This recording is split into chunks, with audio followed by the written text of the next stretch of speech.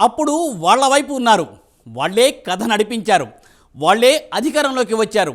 ఎందుకంటే అప్పుడు తెర వెనుక బంధం పనిచేసింది.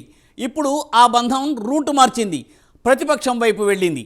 దీంతో అధికార పార్టీకి చుక్కలు కనబడుతున్నాయి. బరి తెగించి చేసే రూల్స్ బ్రేకింగ్, పోల్ మేనేజ్మెంట్ ఇక చెల్లవని అర్థమవుతోంది. అప్పుడే రోళ్లకర్ర చూపించడం, సస్పెన్షన్లు, నోటీసుల దాకా వెళ్ళింది వ్యవహారం. సో ఈసారి బ్రేకులు మళ్ళీ అధికార పార్టీకే, నో డౌట్.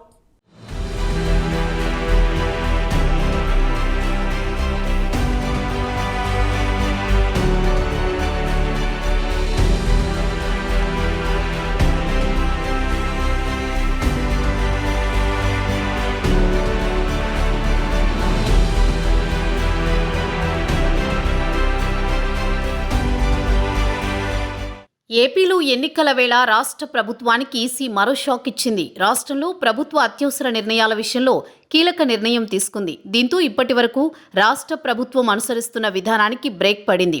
ఎన్నికల కోడ్ నేపథ్యంలో తాజా పరిస్థితులపై సమీక్ష నిర్వహించిన రాష్ట్ర ఎన్నికల ప్రధానాధికారి ఈ నిర్ణయం తీసుకున్నారు. దీంతో ఎన్నికల సమయంలో ఇకపై తీసుకునే ప్రతి నిర్ణయం సమీక్షించాల్సిన పరిస్థితి ఎదురుకానుంది.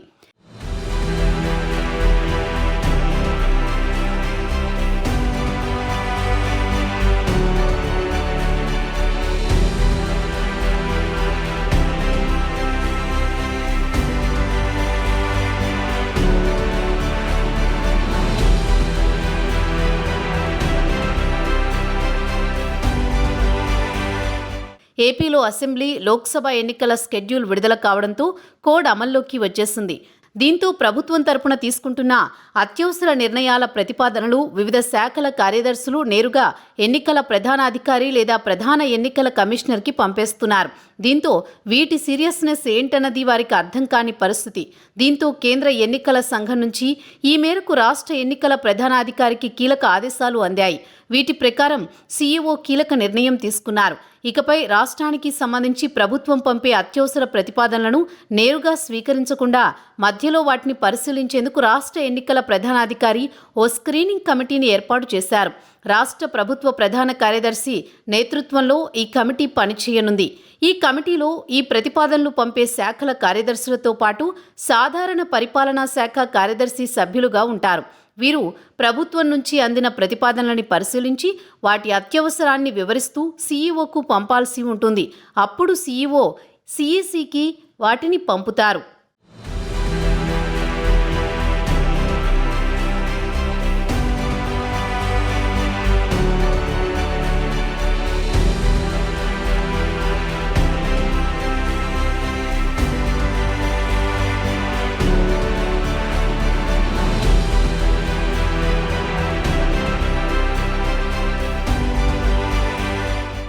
ఎన్నికల కోడ్ అమల్లోకి వచ్చిన తర్వాత కూడా కొంతమంది అధికారులు చీఫ్ ఎలక్షన్ ఆఫీసర్ చెప్పినట్లుగా వ్యవహరించడం లేదని ఈసీ ఆగ్రహం వ్యక్తం చేస్తోంది. తాము జారీ చేసిన ఆదేశాలను తుంగలో తొక్కుతున్న ఐఏఎస్, ఐపీఎస్ అధికారులపై నివేదిక సిద్ధం చేసినట్టు సమాచారం. వీరిపై నివేదిక పంపించాలంటూ రాష్ట్ర ఎన్నికల ప్రధానాధికారికి కేంద్ర ఎన్నికల సంఘం ఆదేశాలు జారీ చేసినట్టు తెలుస్తోంది. ఐఏఎస్, ఐపీఎస్లు కలిపి 10 మంది వరకు ఉంటారని, కోడ్ అమల్లోకి వచ్చిన తర్వాత కూడా నిర్లక్ష్యంగా వ్యవహరిస్తున్న అధికారుల గురించి సీఈసీ నివేదికలు కోరినట్టు సమాచారం.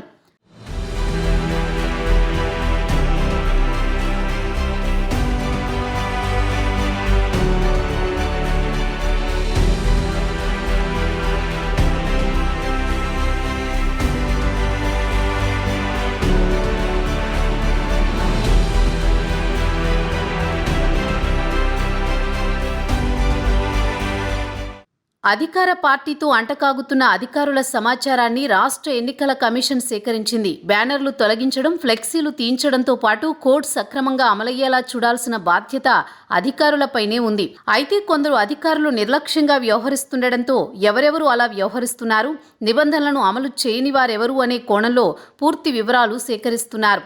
చీఫ్ ఎలక్షన్ అధికారి చెబుతున్నప్పటికీ నిర్లక్ష్యంగా వ్యవహరిస్తున్న వారిపై కమిషన్ నిఘా పెట్టింది.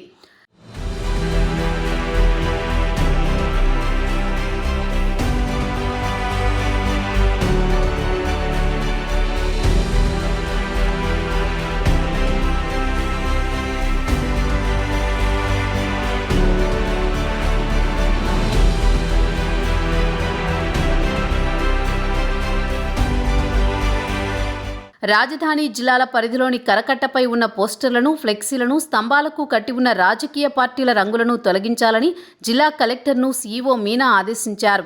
వీటిని ఆయన స్వయంగా గమనించారు. తర్వాత రోజు మళ్లీ అక్కడకు వచ్చే సమయానికి అవన్నీ అలాగే ఉండడంతో నిబంధనలకు విరుద్ధంగా ఉన్న వాటిని తొలగించమని చెప్పినప్పటికీ ఎందుకు తొలగించలేదంటూ కలెక్టర్ను ప్రశ్నించారు. జాయింట్ కలెక్టర్కు ఆ బాధ్యత అప్పగించానని కలెక్టర్ నిర్లక్ష్యంగా సమాధానం చెప్పినట్టు తెలుస్తోంది. దీంతో ఆ కలెక్టర్పై సీఈఓ ఆగ్రహం వ్యక్తం చేయడంతో పాటు క్లాస్ తీసుకున్నారు.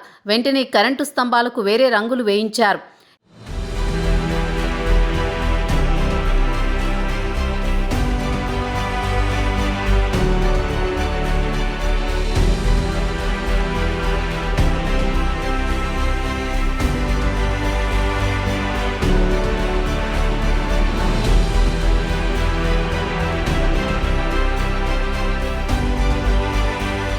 ఏపీలో అసెంబ్లీ, లోక్సభ ఎన్నికల స్కెడ్యూల్ ప్రకటన తర్వాత కోడ్ అమల్లోకి వచ్చేసింది. దీంతో రాజకీయ పార్టీలు, ఉద్యోగులు, ఇతరులు చేయాల్సిన, చేయకూడని పనుల్ని ఈసీ మార్గదర్శకాల్లో పేర్కొంది. వీటి ప్రకారం అందరూ నడుచుకోవాల్సిందే. విఫలమైతే చర్యలు తప్పవని హెచ్చరించింది. చెప్పినట్లుగానే ఎన్నికల కోడ్ ఉల్లంఘించిన ఓ ఉద్యోగిపై వేటు వేసేసింది. ఎన్నికల కోడ్ వచ్చాక రాష్ట్రంలో ఈసీ తొలి వేటు ఇదే.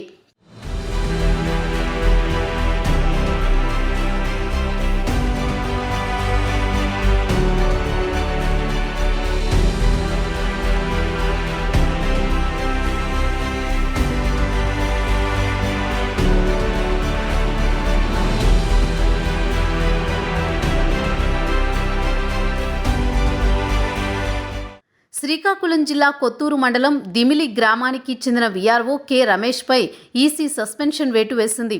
దీనికి అనుగుణంగా కలెక్టర్ ఆయన్ని సస్పెండ్ చేస్తూ ఉత్తర్వులు జారీ చేశారు. తాజాగా రమేష్ అధికార వైసీపీ తరపున ఎన్నికల ప్రచారంలో పాల్గొన్నట్టు స్థానిక తహసీల్దార్ ఇచ్చిన నివేదిక మేరకు ఈ చర్యలు తీసుకున్నారు. ఎన్నికల నియమావళి ఉల్లంఘన కింద రమేష్పై వచ్చిన ఆరోపణల్ని సమగ్రంగా విచారించిన తర్వాత తప్పు చేసినట్లు తేలడంతో సస్పెన్షన్ వేటు వేసినట్లు కలెక్టర్ ఉత్తర్వుల్లో పేర్కొన్నారు.